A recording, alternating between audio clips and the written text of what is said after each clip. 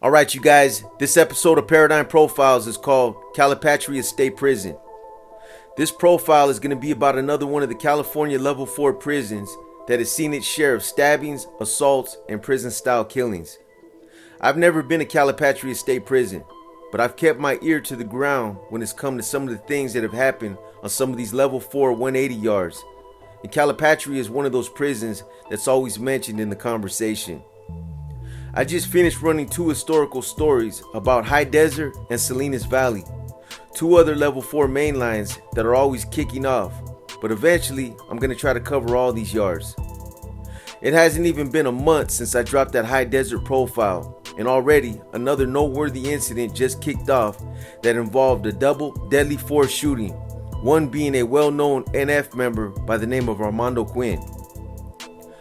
Apparently, Mondo and an NR member by the name of Frank Nanez were allegedly stabbing another inmate by the name of Anthony Aguilera when two separate gun towers used deadly force by shooting Quinn and Nanez. This just gives credence to what I said in that profile about High Desert having a long-standing history for having trigger-happy gunners who won't hesitate to shoot to kill if they even think a weapon is involved. When this incident took place in High Desert, Mondo was allegedly the first one to initiate the attack on Aguilera. Someone who I personally spoke to about this incident told me that Nanez joined in a few seconds after. They also said that Nanez and Mondo knew each other from the streets and that Nanez insisted on participating in this removal. As they both commenced to hitting their target, one of the gun towers fired a warning shot in an effort to stop the assault. Other yard officers who responded also deployed chemical agents and ordered them to stop, but this was also to no avail. At that point, a gun tower from Building 2 fired a fatal shot that hit Mondo. Almost simultaneously, another yard gun tower over the gym fired another fatal shot that struck Nanez. Mondo stayed down where he was dropped, but Nanez tried to get up and walk towards the infirmary. He took a couple steps and then he collapsed. He obviously knew he was in bad shape because he even tried crawling a few more feet before he passed out. Mondo died 37 minutes after the stabbing started, and Nanez died 7 minutes later. Condolences to both of their families. But this was just one of the many stabbings and killings that has taken place at High Desert. The only reason this one drew so much attention is because Mondo was an active member of the Nuestra Familia. So Calipatria officially opened up for business in January of 1992, approximately 22 months before Centinela State Prison opened, the only other state prison in Imperial County. The prison is equipped with an electrified fence, which could cause instantaneous death for any inmate crazy enough to attempt scaling it. This type of electrified fence, which has often been referred to as the bird slayer because of all the birds that it has fried, was the first of its kind to be installed among California state prisons. In fact, after a number of birds died by electrocution, an ornithologist was hired to help redesign the fence and eliminate the problem. They basically fixed it by adjusting the voltage and requiring more force to trigger the shock. As of 1995, one of the major problems facing the California Department of Corrections included double celling, placing two inmates in bunk beds in a cell designed for one. This just added to the already growing list of problems for both the inmates and the department's employees. It created psychological stress, a drastic shortage of work for prisoners, chronic understaffing among prison employees, and gang violence.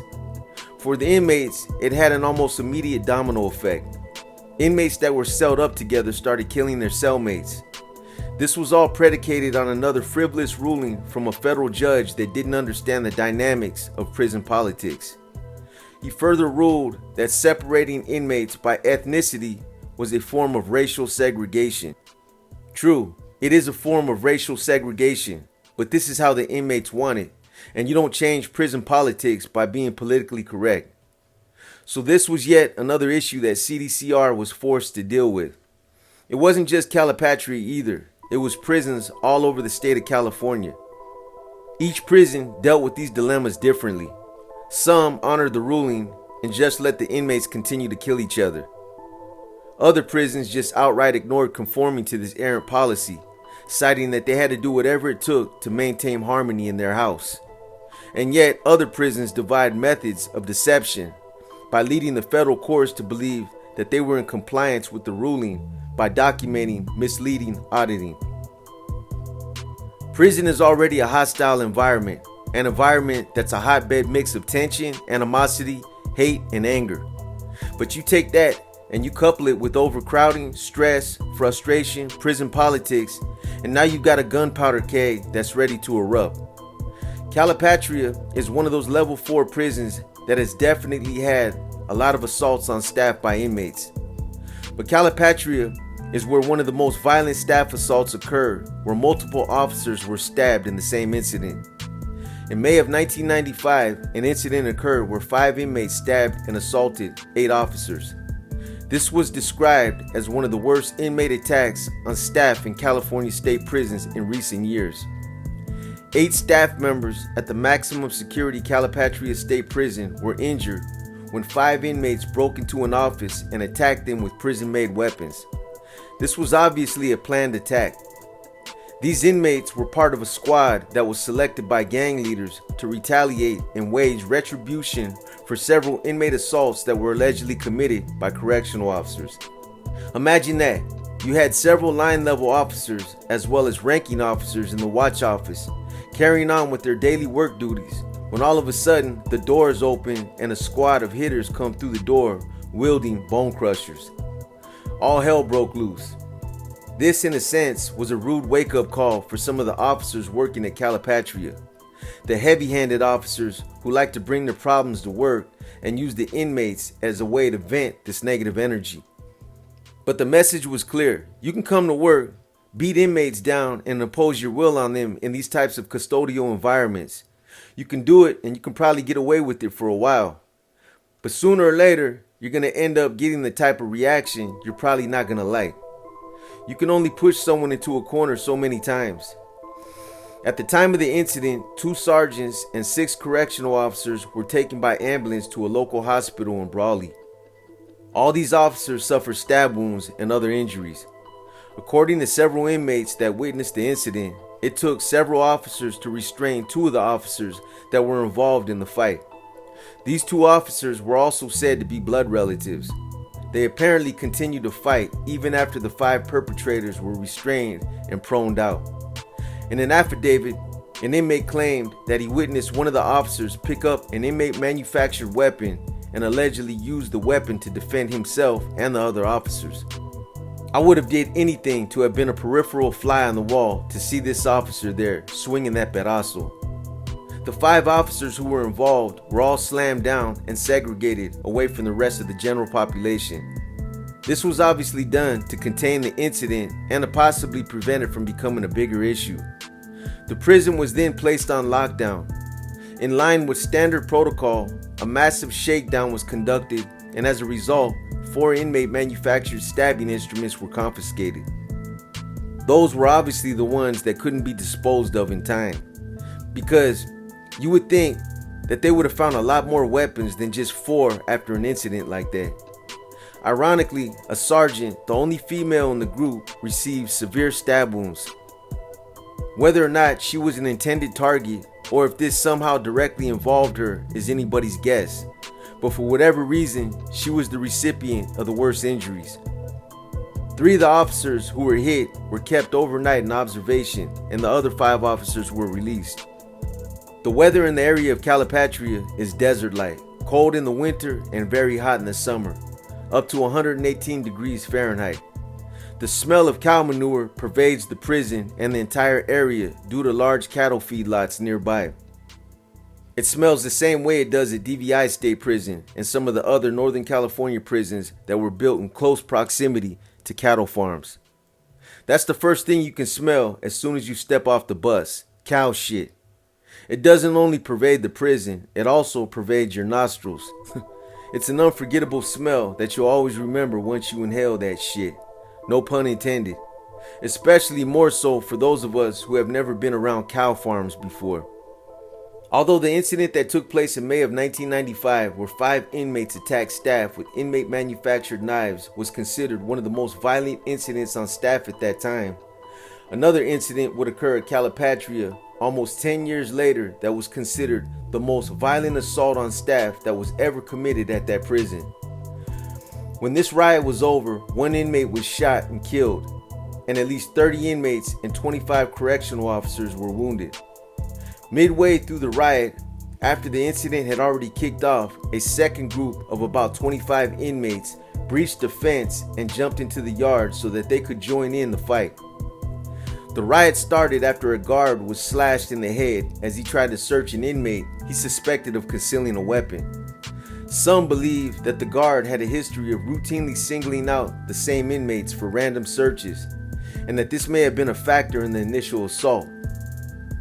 Others believe that the group that the inmates were affiliated with have stringent policies that require attacking officers and assaulting them before ever allowing a weapon to be confiscated. The inmates rioted for a total of 45 minutes before responding officers were able to bring it under control. While the majority of the staff assaults were committed out in the middle of the yard, some inmates attempted to breach a control booth by throwing brooms and shoving sticks inside. An officer on the other side of the control booth who tried to hold the door and stop the inmates from getting in had one of his eyes gouged out. In the end, it was a gun tower who fired multiple shots, killing an inmate who eventually was credited with stopping the riot. The inmate who died took a fatal shot to the abdomen.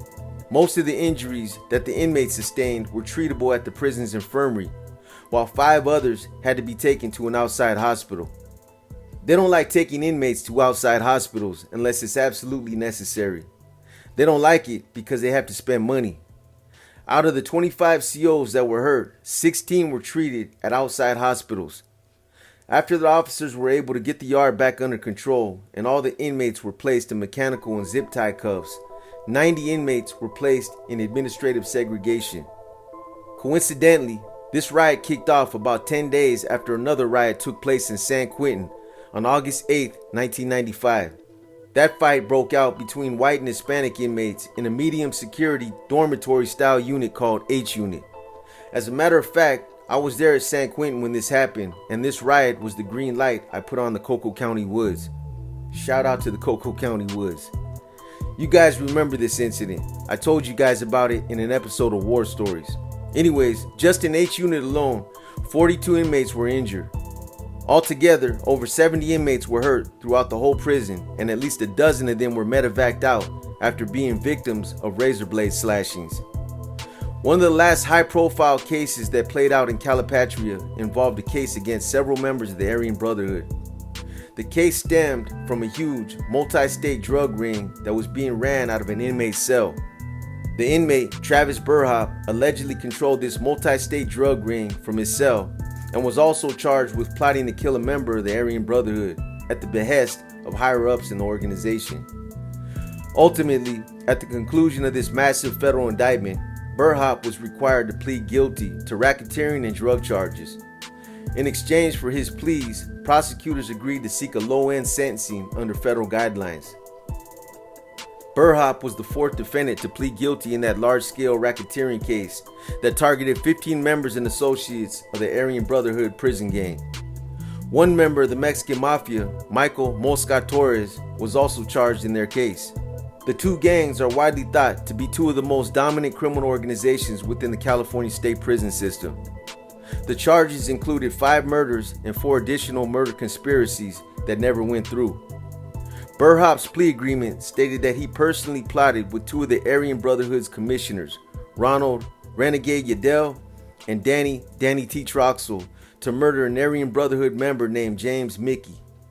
The last defendant in the case to plead guilty, Donald Popeye Maza, the co-founder and one-time leader of a skinhead gang called Public Enemy No. 1, or PNI, that is closely affiliated with the Aryan Brotherhood.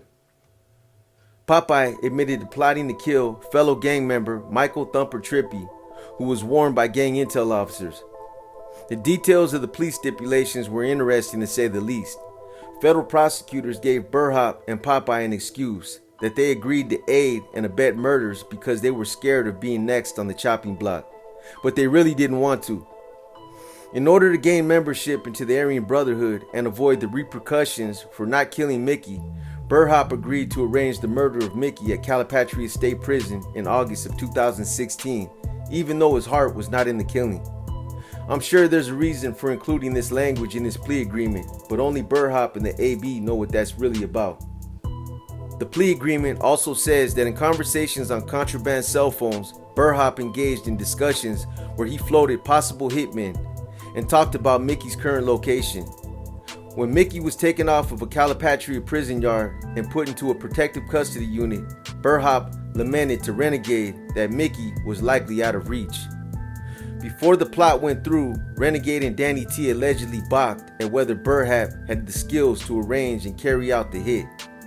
I guess we're gonna find out, huh? Danny T allegedly quipped on one of the wiretap phone calls. Mickey was allegedly targeted for the killing for showing cowardice and stealing money from the gang. After the alleged murder plot surfaced, he was transferred to a segregated housing unit in Pelican Bay, but has since been released on parole. Mickey had been serving life under the 3 strikes law and was at one point listed as a shot caller for the gang. Burhop also admitted to conspiring with Mexican Mafia member Mosca and several Aryan Brotherhood members and associates to distribute methamphetamine and heroin around the United States, including Washington, Missouri, and California. Included in the plea agreement is an incident where a courier was intercepted in Las Vegas, Nevada, while driving across the country with 4.8 pounds of methamphetamine, allegedly on Burhop's orders. As you can see, this case had a lot of different moving parts to it. So Burhop and his co-defendants were indicted in June of 2019. Meanwhile, one of the defendants, Pat Brady, proceeded with a lawsuit against the Sacramento County Jail, which accused the county sheriff of violating their rights in myriad ways. The suit alleged that the defendants were kept in solitary confinement all but 1 hour per week and publicly revealed that attorney-client meeting booths were being secretly videotaped. Since Brady's suit, the defendants have been transferred from the Sacramento jail to Sacramento State Prison, where several of them were housed when the alleged crimes occurred. Federal prosecutors had indicated that they were going to seek the death penalty against at least one defendant, despite President Joe Biden's voiced opposition to the death penalty during the 2020 presidential campaign. 2 other defendants, an alleged drug courier named Samuel Keaton and Kristen Demers, a woman accused of helping a crooked lawyer smuggle contraband to incarcerated Aryan Brotherhood members, have also entered guilty pleas and are awaiting sentencing. Keaton's scheduled sentencing date has been postponed several times. Since this last massive case was prosecuted against the Aryan Brotherhood, Calipatria has continued to experience more stabbings, assaults, and inmate killings. Level 4 prisons all across California have continued to see a spate of violence that doesn't look to be slowing down anytime soon. With new laws, new policies, and the whole political landscape of CDCR continuing to change, it looks like things are only going to get worse. I hope you guys have enjoyed this episode of Paradigm Profiles. Unfortunately, we had a hiccup this week that prevented us from dropping content. Sandman wasn't able to edit any videos because his power was knocked out by a tree. So this put us behind by about a week. It's a minor setback, but we're going to try to make up for it by dropping as many projects as we can. At any rate, we appreciate you guys continuing to support us and for being patient. We appreciate you guys, and as we always say, our viewers are important to us, for without you guys, we understand that we would cease to exist.